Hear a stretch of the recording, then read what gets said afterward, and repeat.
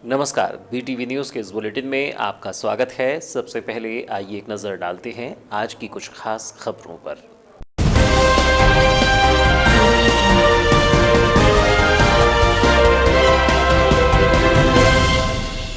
शिकारियों के फंदे में आकर बाघ की मौत। कान्हा नेशनल पार्क के कक्ष क्रमांक 1104 की घटना।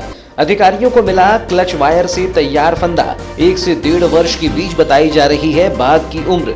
बमनी खापा बफर एरिया का है मामला। सूने मकान में चोरों ने बोला धावा। नकदी सहित आभूषणों पर किया हाथ साफ। रिटायर्ड बैंक कर्मी के सूने मकान में चोरी की वारदात। एक किराना दुकान का ताला तोड़ने की कोशिश। मामले की जांच में जुटी वारासिवनी पुलिस। साध्वी प्रज्ञा करेगी मातृशक्ति भगवा रैली की अगुवाई।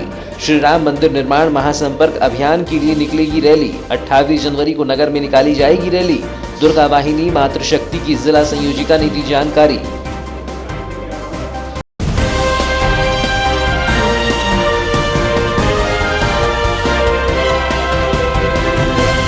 और अब समाचार विस्तार से।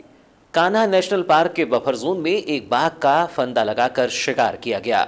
बमनी खापा रेंज में एक 2 साल का बाघ 26 जनवरी को मृत अवस्था में मिला है, जिसका 27 जनवरी की सुबह पोस्टमार्टम कराकर अंतिम संस्कार कर दिया गया।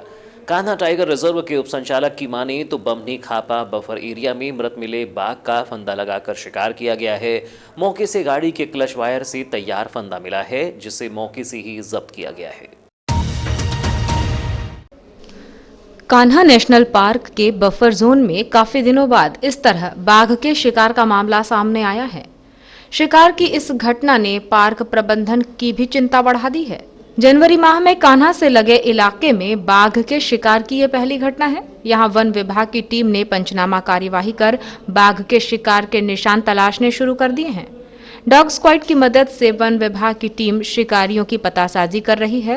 बाघ के शिकार के बाद मौके से भाग गए शिकारी। बाघ शिकार मामले में सभी अंग मिलने से यह अनुमान लगाया जा रहा है कि शिकारियों ने किसी छोटे वन्य प्राणी के शिकार के लिए फंदा लगाया होगा, लेकिन बाघ के फंदे में फंसकर मरने से शिकारी भाग गए।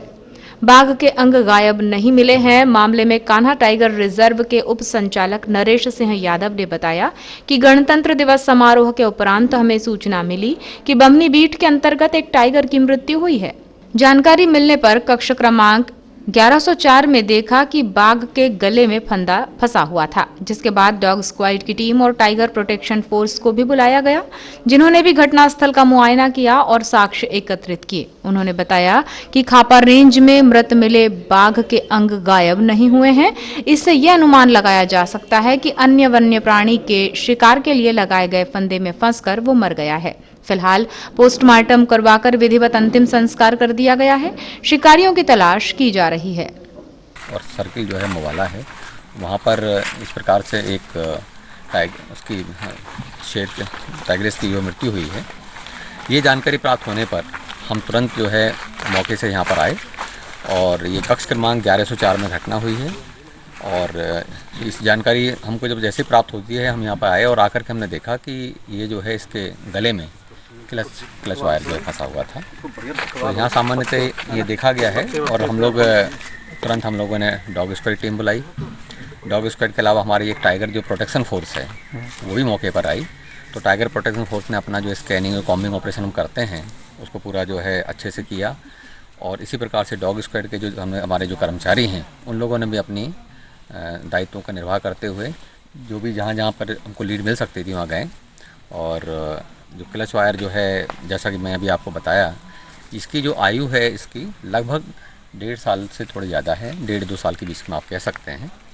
और जैसे यहाँ से जो हमारा कोर का एरिया है कान्हा का, वो लगभग 1.5 से 2 किलोमीटर के आसपास है यहाँ पे। और हमने फ़ोटोग्राफ से पहचान भी कर ली है इस टाइग्रेस की, ये टाइग्रेस कौन सी थी। और ये अभी जो है फ़िलहाल जैसे मैंने कहा कि 1.5 से 2 साल के बीच की इसकी आयु थी।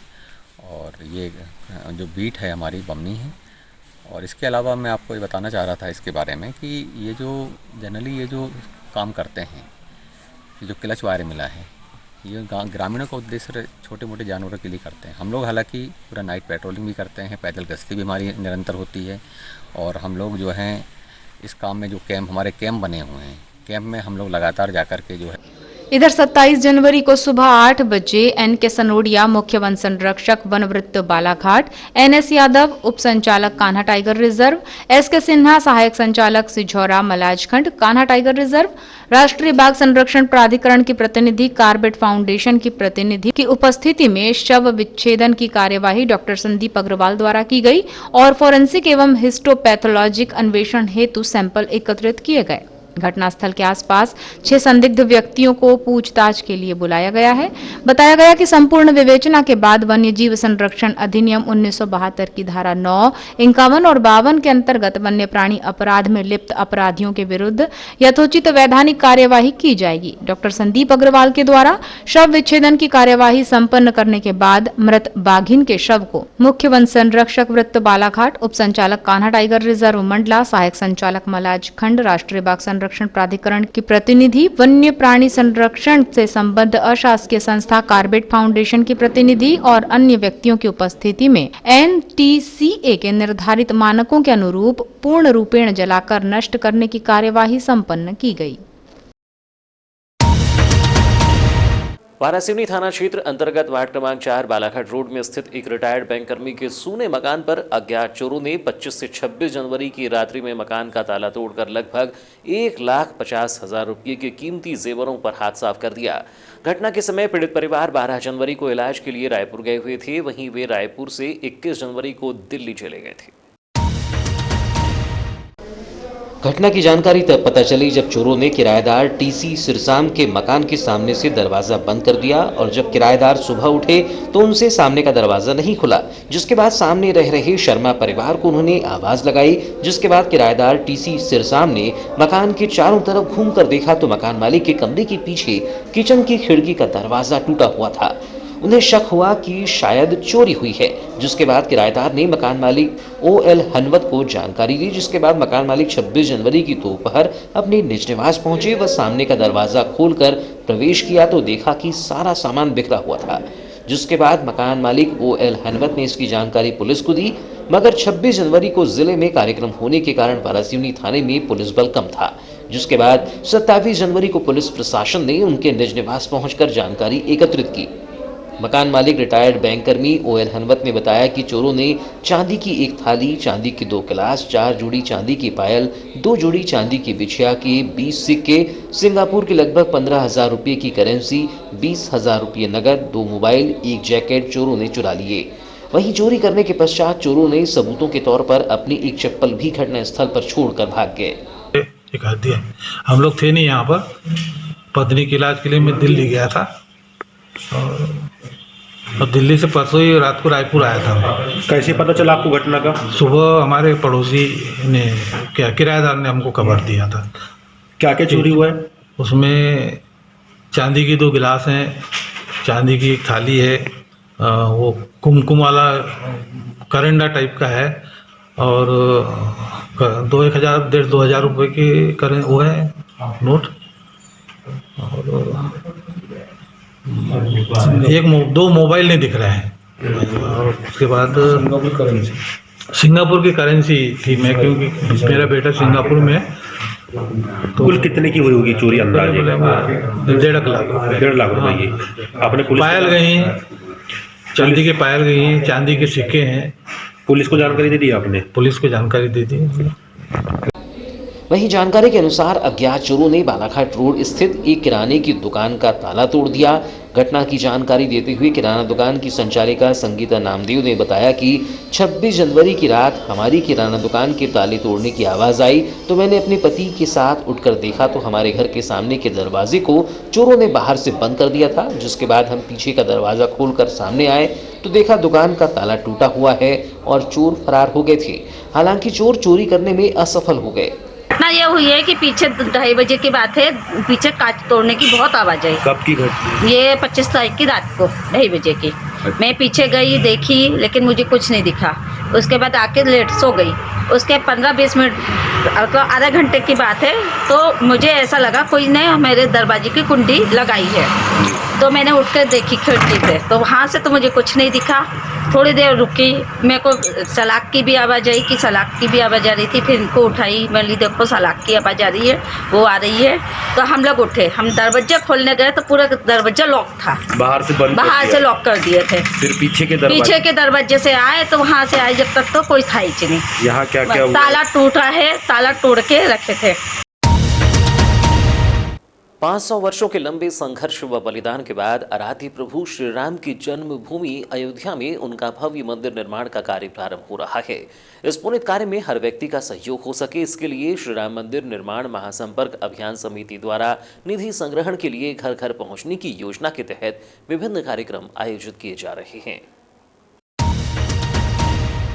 इसी कड़ी में महासंपर्क अभियान के प्रति जन जागरूकता फैलाने के लिए मातृशक्ति द्वारा भगवा बाइक रैली निकाली जा रही है, जो गुरुवार को दोपहर 1 बजे से उत्कृष्ट मैदान से शुरू होगी। श्री राम मंदिर निर्माण महासंपर्क अभियान की नगर सह प्रमुख और दुर्गा वाहिनी मातृशक्ति की जिला संयोजिका मुस्कान चौरसिया ने बताया कि भगवा रैली की अगुवाई संत समाज से साध्वी प्रज्ञा भारती करेंगी। साथ ही दुर्गा वाहिनी मातृशक्ति की प्रांत संयोजिका वंदना अवस्थी भी मातृशक्ति भगवा रैली में मौजूद रहेंगी। उन्होंने बताया कि भगवा रैली में साध्वी सबको संबोधित करेंगी, जिसके बाद रैली नगर का भ्रमण करने निकलेगी।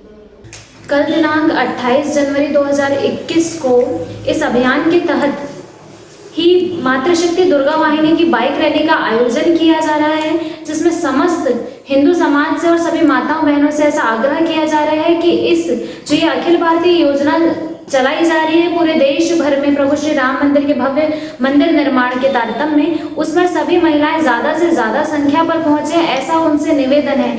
यह कार्यक्रम दोपहर 1 बजे से उत्कृष्ट विद्यालय के मैदान से एकत्रीकरण और फिर 2 बजे से कार्यक्रम दुर्गा वाहिनी मातृशक्ति की रैली का कार्यक्रम का आयोजन किया जाएगा और लगभग करीब 2 बजे से यह रैली निकाली जाएगी। इस रैली में मुख्य रूप से साध्वी प्रज्ञा भारती जी मुख्य रूप से यहाँ पर पहुंचने वाली है। उनके साथ दुर्गा वाहिनी मातृशक्ति की प्रांत संयोजिका श्रीमती वंदना अवस्थी जी मंडला से हमारे बीच होंगी और इन दोनों बहनों का मुख्य रूप से वक्तव्य रखा जाएगा श्री राम मंदिर निर्माण के उपलक्ष्य और महिलाओं के लिए विशेष रूप से।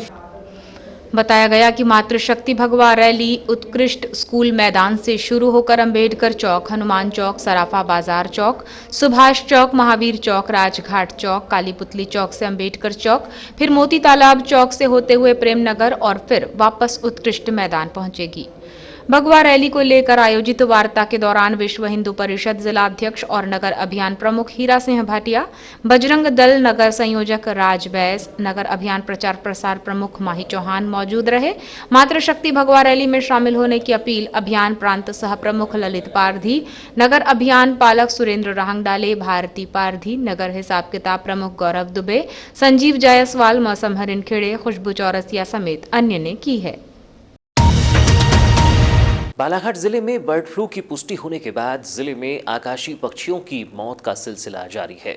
शासकीय आंकड़ों पर नजर दौड़ाई जाए तो अब जिले में 150 के आसपास पक्षियों की मौत हो चुकी है, जबकि कुछ पक्षियों की मौत के मामले विभाग तक पहुंचे ही नहीं है। फिलहाल ताज़ा मामला बालाघाट नगरीय क्षेत्र के वार्ड क्रमांक 28 का है, जहां 27 जनवरी की दोपहर एक कबूतर मृत अवस्था में सड़क पर पाया गया। बता दें कि 18 जनवरी को राज्य स्तरीय प्रयोगशाला भोपाल में बालाघाट जिले के 2 कौओं के नमूनों में बर्ड फ्लू का वायरस पाया गया है। ये कौए बिरसा तहसील के ग्राम टिंगीपुर में मृत पाए गए थे और 11 जनवरी को उनके सैंपल भोपाल भेजे गए। बता दें कि टिंगीपुर में 52 कौए मृत पाए गए थे। उनमें से रैंडमली 2 कौओं के सैंपल जांच के लिए भोपाल भेजे गए थे। जांच में 2 कौओं में बर्ड फ्लू का वायरस पाया गया था। जिले में बर्ड फ्लू के संक्रमण के दौरान 134 कौओं सहित 4 कबूतर और अन्य पक्षी मृत पाए गए हैं, जिन्हें विभाग के द्वारा नियमानुसार डिस्पोज करने की कार्यवाही की गई है। 27 जनवरी को बालाघाट नगरीय क्षेत्र के वार्ड क्रमांक 27 के रिहायशी इलाके में कबूतर की मौत से क्षेत्र में सनसनी का माहौल व्याप्त रहा। जानकारी के अनुसार पूर्व भाजपा जिलाध्यक्ष रमेश रंगलानी के आवास के समीप ही 27 जनवरी की प्रातः कबूतर मृत अवस्था में देखा गया। हालांकि कबूतर के मृत पाए जाने के विषय में विस्तृत जानकारी नहीं मिल पाई। तहसील मुख्यालय वारासिवनी में बुधवार को 3 दिनों तक कोरोना से बचाव के लिए टीकाकरण कार्यक्रम की शुरुआत की गई। नगर के अंबेडकर सामुदायिक भवन में सुबह 9 बजे से कोविड से बचाव के लिए टीकाकरण अभियान प्रारंभ किया गया है, जिसके तहत ब्लॉक के शासकीय एवं अशासकीय स्वास्थ्य कर्मियों, आंगनबाड़ी एवं आशा कार्यकर्ताओं का टीकाकरण किया जाएगा। बीएमओ डॉक्टर रविंद्र ताथोड़ ने बताया कि यह टीकाकरण कार्यक्रम शासन के आदेश पर बुधवार, गुरुवार व शनिवार को किया जाएगा। उन्होंने सभी शासकीय, अशासकीय स्वास्थ्य कार्यकर्ताओं एवं आंगनबाड़ी व आशा कार्यकर्ताओं को इस 3 दिवसीय टीकाकरण कार्यक्रम के दौरान अनिवार्य रूप से वारासिवनी स्थित अंबेडकर सामुदायिक भवन में पहुंचकर अनिवार्य रूप से कोविड का टीका लगाने की अपील की है। अभी वैक्सीनेशन का आज पहला दिन है, अभी प्रारंभ हुआ है कोविड-19 वैक्सीनेशन का, और ये प्रथम चरण में सभी शासकीय और अशासकीय प्राइवेट जो हॉस्पिटल्स हैं उनके डॉक्टर स्टाफ और आशा कार्यकर्ता, आंगनबाड़ी कार्यकर्ता, इन लोगों का टीकाकरण होगा। इसके बाद दूसरे चरण में जितने भी सहयोगी जो कोरोना में जिन्होंने प्रमुख भूमिका निभाई थी, राजस्व है, पंचायत है, नगर पालिका है, पुलिस है, इन लोगों का इसके बाद नंबर है। और तीसरे नंबर पे फिर जो वरिष्ठ 50 साल से ऊपर के लोग हैं और वो जिनको बीपी, शुगर वगैरह की प्रॉब्लम है, इन लोगों को तीसरे चरण में लगाएगा। अभी यह इस प्रकार से एक टेंटेटिव ये प्रोग्राम आया है और अभी हमारे यहाँ एक साथ 2 केंद्र यहाँ प्रारंभ किए गए। बड़ी जगह है, 2 केंद्र प्रारंभ करना संभव था यहाँ पर, इसलिए हमको यहाँ 2 केंद्र की अनुमति मिल गई थी और पहली बार एक साथ 200 लोगों को टीकाकरण के लिए कहा गया है। फिर अभी कल रात में एक और आदेश आया कि 3 केंद्र बनाए जाए, 300 लोगों का टीकाकरण का प्लान किया जाए। तो उस हिसाब से हमारी तैयारी पूरी है। क्षेत्र में टीकाकरण अभियान के प्रारंभ होने के दौरान क्षेत्रीय विधायक प्रदीप जायसवाल भी उपस्थित रहे। इस दौरान विधायक जायसवाल ने सभी लोगों को टीका लगाने की अपील की व सभी को शुभकामनाएं प्रेषित की। इस दौरान विधायक प्रदीप जायसवाल ने कहा कि आज वारासिवनी खैरलांजी विधानसभा क्षेत्र में कोरोना वैक्सीन का टीका लगाने की शुरुआत की गई है। आज सभी शासकीय, अशासकीय कर्मचारियों में टीका लगाने की होड़ मची हुई है। यह अच्छी बात है, इससे लोगों को जागरूकता भी आएगी। अगर जब भी प्रतिनिधियों की बारी आएगी तो सर्वप्रथम मैं खुद टीका लगवाऊंगा। देखिए, वारासिवनी खैरलांजी क्षेत्र में इस वैक्सीनेशन की शुरुआत हुई है और कोरोना को हमारे जितने हम लोगों ने जागरूकता लाने का प्रयास किए थे, काफ़ी कंट्रोल में रहा कोरोना मध्य प्रदेश की तुलना में हमारा जिला। उसके लिए तो पूरे जिले की जनता को मैं बधाई देता हूँ, क्षेत्र की जनता को। और उसके बावजूद जो है, जहाँ पूरी केंद्र सरकार के निर्देश पर पूरे भारत में वैक्सीनेशन शुरू हो चुका है, तो आज पहला टीका एनएम टीम को लगा है, आज शुरुआत हो गई है जी। अभी जैसे निर्देश हैं कि हमारे जितने स्वास्थ्य कर्मी हैं, आशा कार्यकर्ता है, आंगनबाड़ी कार्यकर्ता है या हमारे जो प्राइवेट डॉक्टर हैं, उनके जो काम करते हैं वो सारे कर्मी उनको प्राथमिकता से प्रारंभ हुआ है और जितने डॉक्टर्स हैं उनको भी। तो धीरे धीरे वैक्सीनेशन का जो लक्ष्य है उसको शुरुआत हुई। तो लगातार मुझे ऐसा लगता है कि 15 दिन लगातार फिर ग्रामीण क्षेत्र के लोगों को लेकर भी अभियान चलेगा। इस तरह से कोरोना की मार के मिला के एक अंतिम मोहर लग रही है कोरोना को हराने की। राज्य शासन के आदेश के अनुसार 18 जनवरी से 17 फरवरी तक 32वां राष्ट्रीय सड़क सुरक्षा माह मनाया जा रहा है, जिसके तहत यातायात विभाग द्वारा विभिन्न कार्यक्रमों का आयोजन किया जा रहा है। इसी कड़ी में 27 जनवरी को यातायात विभाग के द्वारा नगर के भटीदा नाके में तेजी से सड़कों पर दौड़ रही ट्रैक्टर ट्रॉलियों में रिफ्लेक्टर लगाने का कार्य किया गया। रात के समय सड़कों पर वाहन हेडलाइट जलाकर चलते हैं, जबकि वाहन के पीछे की ओर लाल रंग की ब्रेक लाइट होती है, जिससे पीछे आने वाले वाहन के चालक को आगे चल रही वाहन की जानकारी हो सके। परंतु अधिकांश देखा गया है कि रात के समय सड़कों पर दौड़ने वाली ट्रैक्टर ट्रॉली पर न तो कोई हेडलाइट होती है और न ही कोई ब्रेक लाइट। इस प्रकार पीछे से आने वाले वाहन चालक को दूसरे से आगे चल रहे वाहन का आभास नहीं हो पाता है और जब तक वह उसे देखता है तब तक वाहन का नियंत्रण करना मुश्किल हो जाता है। कई बार इससे हादसे होने की आशंका बन जाती है। इन ट्रैक्टरों के पीछे लगी ट्रॉली में ब्रेक लाइट या कोई रिफ्लेक्टर नहीं होता, जिससे हादसे की आशंका बनी रहती है, जिसको देखते हुए यातायात विभाग के द्वारा राष्ट्रीय सड़क सुरक्षा माह के अंतर्गत ऐसी ट्रैक्टर ट्रॉलियों पर कार्रवाई करते हुए उन पर रिफ्लेक्टर लगाए गए। 27 जनवरी को यातायात विभाग के अमले ने लगभग आधा दर्जन से अधिक ट्रैक्टर ट्रॉलियों पर कार्रवाई की। यातायात थाना प्रभारी गौरव बुंदेला ने बताया कि लगातार सूचना प्राप्त हो रही थी कि भटेरा मार्ग पर तेज रफ्तार से भारी वाहनों को दौड़ाया जा रहा है, जिसमें ट्रैक्टर ट्रॉलियां काफी हैं, जिसमें ना तो रिफ्लेक्टर होता है और ना ही बैकलाइट। ऐसे में दुर्घटना होने की आशंका बनी रहती है, जिसके तहत आज यहां चेकिंग कार्यवाही करते हुए ट्रैक्टर ट्रॉलियों पर कार्यवाही करते हुए उन पर रिफ्लेक्टर लगाए गए। अपना राष्ट्रीय सड़क सुरक्षा माह के अंतर्गत आज भटेरा नाके पे हम लोगों ने ऐसे ट्रैक्टर जिनमें पीछे रेडियम नहीं चिपका है, ऐसे ट्रैक्टरों को रोक के उन पे रेडियम लगाएगा। ट्रैक्टर पे रेडियम इसलिए लगाया जाता है क्योंकि रात में जब ये ट्रैक्टर निकलते हैं तो पीछे रोशनी लोगों को दूर से दिखे, समझ में आए कि ट्रैक्टर है, रेडियम चमके रात में। इस उद्देश्य से लगाते हैं ताकि कोई भी सड़क दुर्घटना ट्रैक्टरों की जो होती है वो घटित ना हो, आदमियों को दूर से दिख जाए कि सामने ट्रैक्टर। तो ये थी अब तक की खबरें। नई खबरों के साथ एक बार फिर हम हाजिर होंगे, तब तक के लिए दीजिए इजाजत। नमस्कार।